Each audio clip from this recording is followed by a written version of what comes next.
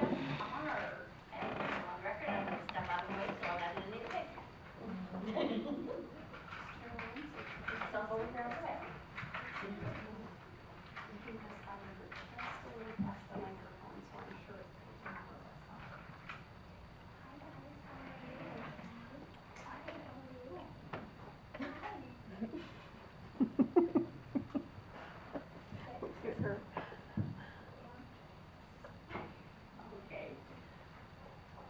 Good morning. The court's going to call case number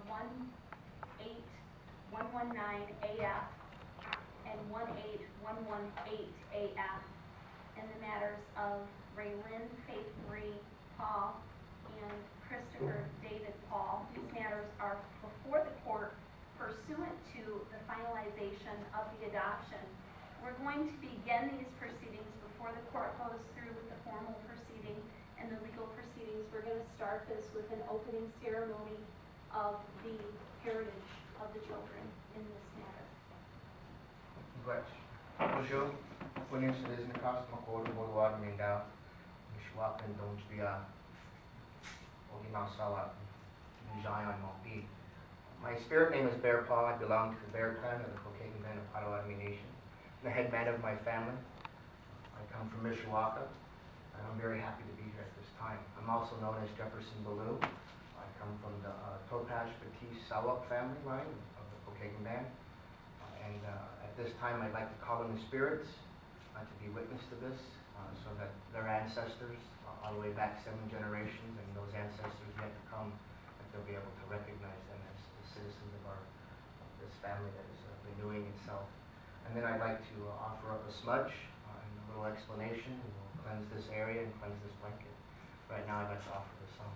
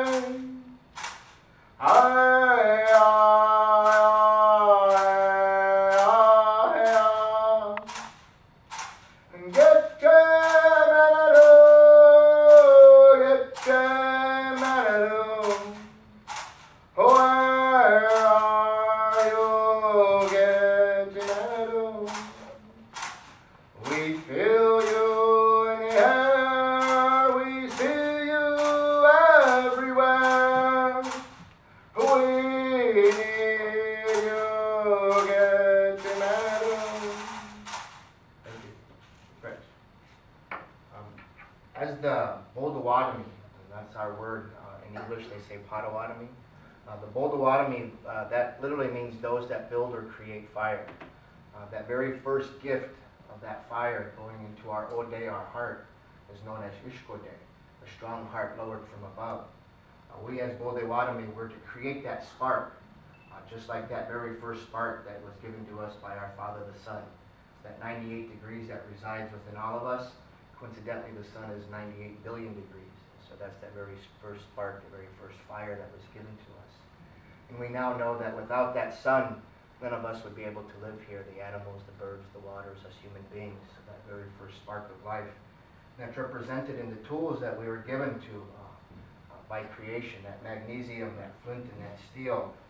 We were given a gift of skatagen, which is a mushroom that comes off of the white birch tree. It's actually activated by lightning when it strikes early in February. You hear those lightnings, those thunderbirds coming home right off of that white birch tree. So when we try to use those natural tools that we were given, and we try to remember that our place in creation as human beings, that each of us has a role. Our role as men, as fathers, is to present that fire, that first spark of life. Just like the sun impregnated our mother, the earth, our fathers impregnate our mothers. And we're to inspire our children, we're to build them up and give them that energy. And our mothers are the ones that caretake for them. Our women, they caretake. The women are responsible for the waters and keeping our waters clean. Us men, we're responsible for that fire. Women, they create life within inside of them, and so they understand labor. Us men, we don't understand that unless we go out and work hard for it. So that very spark of life, without a lighter, without matches, we utilize that to bring forth that very gift that us Bolde Wadami are supposed to have. I'd like to approach the bench, the family at this time, to offer this smudge. I'm bringing around what's called sage. Sage is that Western medicine that gives us strength and protection. We understand the trials and tribulations that families go through, and we're honored to be able to do these kinds of ceremonies in a courthouse. Up until 1978, it was illegal for this to be in public. President Jimmy Carter gave us the right to have our spirituality and language under that law. So when doing this, it's very special to do this in America, because at one time it was illegal to do this. Our children were removed from our families for speaking that language, for singing those songs, for having these items, and us fathers were disappeared into the woods and buried for having this knowledge, carrying these tools. So I want to make sure that it's an understanding of why we're doing this, not only to bring this positiveness to your family, but also because we can. It's allowed, it's legal to do so. And this will help them 7 generations, so their children's children, 240 years ahead of them, will be blessed because of this proceedings that's happening right now. And what we're going to do is we're going to smudge this blanket. The blanket is very symbolic in our culture. Prior to European arrival, we would have used a woodland buffalo hide. In this area, in Battle Creek, there was huge herds of woodland buffalo. Tenoshka is how we actually say that. There's a town just down the road, Tenoshka, right? That actually means the woodland buffalo in our language. That buffalo hide would be put around our families, and that symbolizes the responsibility and acknowledgement of your responsibility that you will have to care for these children, that you'll have to care for this family and nurture them. Just like that blanket of snow comes upon our mother, the earth, and gives her the opportunity to heal herself and to rejuvenate, this blanket being wrapped is also that ability to heal yourselves and to rejuvenate this family tie at this time. And so when we offer this smoke, that smoke is the manifestation of those prayers going up to our Creator. But we also want to make sure that we clean it. A lot of times we utilize this as aromatherapy also. When we do these ceremonies, we use sweetgrass also, and that represents the hair of our Mother the Earth and the well-being. And the only time that we would ever cut our hair prior to European arrival was during times of war. When men would go to war, we would remove our hair so it couldn't be used against us. But it also is removed from our head when a family member loses their life. Each one of our hairs represents those people that we're going to meet or will meet. And so in the old days, we would grow our hair for the longevity, for the betterment of our family, clan, and nation. And nowadays, with the mixed bloods, we kind of get our little bald spots and we lose our hair earlier. And so we want to remember some of those teachings, that our hair gives us strength, it gives us power. And in many cultures throughout the world, that is so. David and his hair, and a lot of different communities and civilizations utilize their hair as a sign of power, as a sign of well-being. And so I appreciate this opportunity to speak and call those spirits in. So I have it for that. Okay. Thank you. Thank you. The court will now, and thank you, it's an honor to be part of such a day, to bring this heritage and both the legal through the eyes of the state of Michigan, the adoption of these minor children. Before finalizing the legal part of the adoption, and we're going to hurry because somebody's sleepy here, the court wants to ask you a few questions to make sure that you're prepared for this adoption. If your request is granted, you will be legally undertaking and responsible for the support and maintenance of these children, including food, clothing, shelter, educational, and medical care. Are you prepared to assume those responsibilities? Yes. Do you understand that you are legally undertaking the intellectual, spiritual, and moral guidance of these children? Yes. Do you understand that if your request is granted, you will be just as if you are the birth parents of these children? They will be in heir at law to you under the laws of the state. You will be called upon to provide them unconditional love, affection, and guidance, and we take them with any little inconveniences that may come along the way. Yes. Are you willing to assume these responsibilities and commitments to these children? Yes. Do you know of any reason, physical, mental, or otherwise, that you cannot assume these responsibilities? Do you have any reservations in proceeding with this adoption whatsoever? No. Then I have reviewed the investigations in this matter, the reports and rehearings. I have determined that any appeal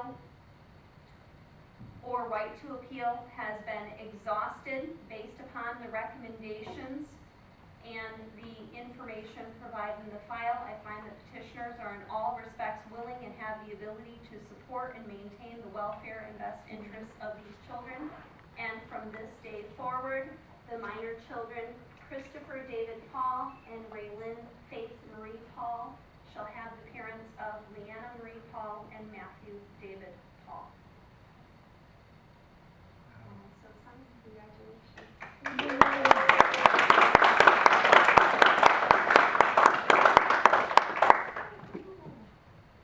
To finish off our part of this, is there an elder woman of your family, a mom, grandma, auntie that is here? No. No? Of any of your family? My mom's here. Yeah? Would you be willing to help out in this proceeding? In our culture and our spirituality is the women that are the caretakers and the life givers. And so again, when these blankets are wrapped, we like to have those women because when the time comes when you have that lack of strength, and you'll have it at times as parents. I've had 3 kids. We all get a little bit low sometimes. Go to those mothers, go to those aunties, go to those grandmothers.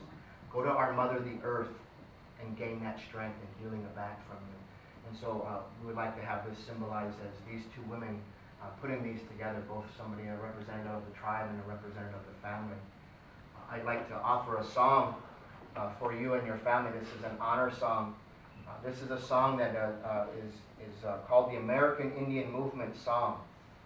In 1968, AIM, American Indian Movement, was created for this purpose, to protect our children on the reservations, to protect our families, to provide food and blankets and clothing. This is where women and infant children comes from the American Indian Movement and the Black Panther Movement, those 2 communities coming together. And our communities have gone through a lot of historical trauma and intergenerational grief and institutionalized parenting processes.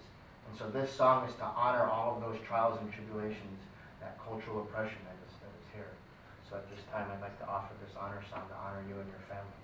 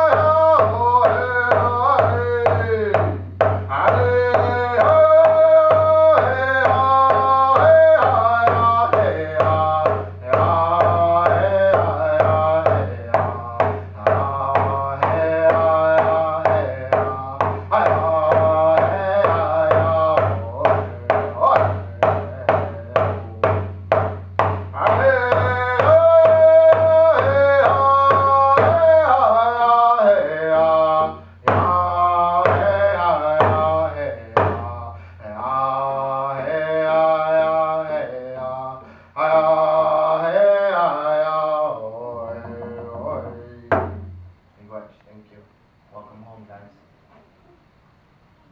And with that, congratulations, family. We are off the record.